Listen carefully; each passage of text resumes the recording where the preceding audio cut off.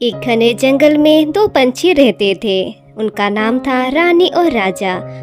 वो दोनों हमेशा साथ रहते और सुंदर गानों से जंगल को महकाते थे। रानी एक बड़े से पेड़ की टहनी पर अपना घोंसला बनाए रहती थी। लेकिन एक बदमाश बंदर हमेशा इस पेड़ से उस पेड़ की डालियों में उछल कूद करता और रानी चिड़िया का घर तोड़ देता। रानी चिड़िया बंदर को बहुत बार समझाने की कोशिश की, लेकिन बंदर बहुत बदमाश था। उसने रानी चिड़िया की एक भी बात नहीं सुनता था। वो जानता था उस पेड़ पर रानी चिड़िया का घोंसला है, फिर भी वो उछल कूद करता और घोंसला जानबूझकर तोड़ देता था।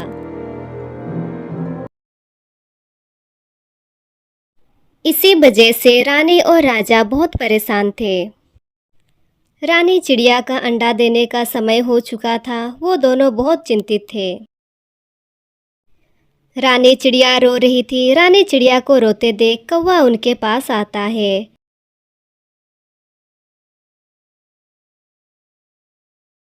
और कहता है, अरे चिड़िया भाई, रानी चिड़िया क्यों रो रही है? क्या हुआ है? और तुम भी इतने परेशान दिख रहे हो, क्या हुआ है चिड़िया भाई? कौवा के पूछने से राजा सारी बातें कौवा को बताता है।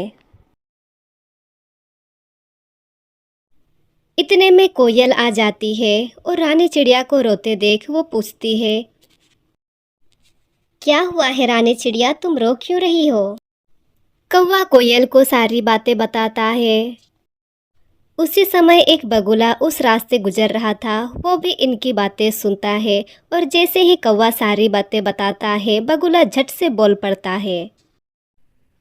अरे भाई कौवा, इन चिड़ियों का क्या है? इनका कोई स्थायी ठिकाना नहीं है। जहाँ अच्छा फल मिलता है, जहाँ अच्छा खाना मिलता है, ये वहाँ चले आते हैं मुंह उठाकर।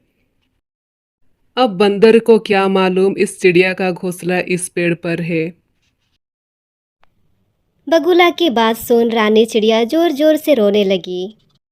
कौवा कहता है, बगुला भाई, तुम तो रहने ही दो। सबको मालूम है तुम कितने ईमानदार हो।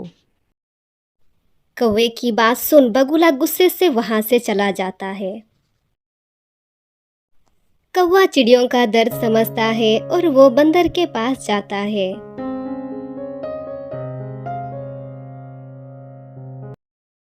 बंदर एक पेड़ के नीचे छांव में दोपहर को भरपेट खाना खाकर आराम से सो रहा होता है। कौवा बंदर के पास पहुंचते ही बंदर को उठाता है।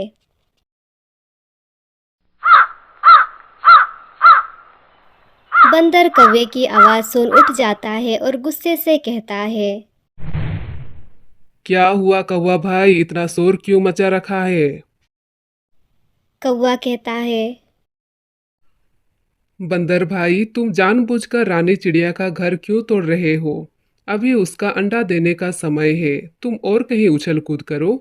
उसका घर मत तोड़ो बंदर भाई।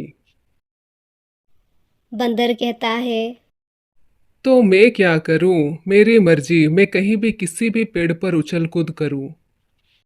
रानी चिड़िया को बोलो वो कहीं और चली जाए। बंदर की ऐसी बातें सुन कौवा को बहुत गुस्सा आता है और वो बंदर से कहता है, मैं तुम्हारी शिकायत हमारे राजा से करूंगा। ये कहते हुए कौवा वहां से चला आता है। बंदर कहता है, अरे जाओ, जिससे शिकायत करनी है करो। जंगल का राजा भालू था। सभी चिड़िया जमा होते हैं और बंदर भी आता है। लोमड़ी भालू राजा का मंत्री था। सभा शुरू हुई। कौवा रानी चिड़िया के पक्ष से राजा को सारी बातें बताता है। सारी बातें सुन राजा फैसला सुनाते हैं। भालू राजा कहता है, सारी बातें सुन मैं ये फैसला सुनाता हूँ कि इसमें गलती बंदर की है। इतने में बंदर झट से बोल पड़ता है और कहता है, महाराज, मैं आपसे विनती करता हूँ, सिर्फ कौवे की बात सुन आप फैसला ना करें। थोड़ा आगे पीछे देखकर फैसला लें। इतने में भालू अपने आगे पीछे देखता है और उसे एक पत्थर के पीछे एक बड़ा सा पका हुआ कटहल दिखता है। पका हुआ कटहल देख भालू और लोमड़ी खुश हो जाते हैं और भालू तुरंत ही अपना फैसला बदल देता है। भालू कहता है, बंदर की कोई गलती नहीं है। बंदर का स्वभाव ही ऐसा है कि वो उछल कूद करेगा, इस पेड़ से उस पेड़ पर कूदेगा। रानी चिड़िया की गलती है, वो क्यों उस पेड़ पर घोंसला बनाई है जिस पेड़ पर बंदर उछल कूद करता है। रानी चिड़िया को उस पेड़ को छोड़ कहीं और जाना चाहिए। राजा का फैसला अचानक बदल जाने से सारे चिड़िया परेशान थे। कौवा सोचता है, अभी तो भालू राजा रानी चिड़िया के पक्ष में फैसला सुना रहे थे, फिर अचानक ऐसा क्या हुआ जो राजा ने फैसला बदल दिया। राजा का फैसला सुन बंदर खुशी से उछलते हुए वहां से चला जाता है। राजा का फैसले से उदास होकर सारे चिड़िया वहां से लौट आते हैं। सारे चिड़िए उदास होकर एक जगह पर बैठे हुए थे। इतने में एक मिट्ठू उड़ते हुए उनके पास आता है। मिट्ठू तेजी से उड़ते हुए उनके पास आता है और कहता है, मैं भालू राजा के घर के पास एक पेड़ पर रहता हूँ। भालू राजा ने जानबूझकर फैसला बंदर के पक्ष में सुनाया है, क्योंकि बंदर ने भालू राजा को रिश्वत दी है। बंदर ने भालू राजा को एक बड़ा सा पका हुआ कटहल दिया है, जिस वजह से लालच में आकर भालू राजा ने बंदर के पक्ष में फैसला सुनाया है। ये बात सुन कौवा बहुत गुस्से में आ जाता है और वो चिल्लाते हुए अपने सारे दोस्तों को बुलाता है।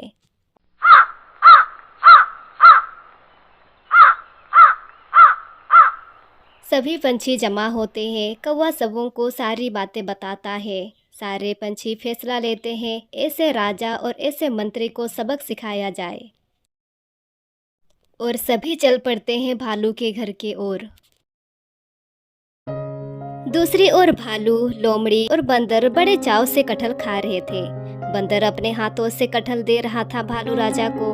भालू राजा बड़े आराम से कटहल खा रहा था। सारे पंछियों को ये देख बहुत गुस्सा आता है। सारे पंछियां टूट पड़ते हैं उन्हें आक्रमण करने के लिए। उनके चोंच से, उनके नुकीले नाखून से वो घायल कर देते हैं।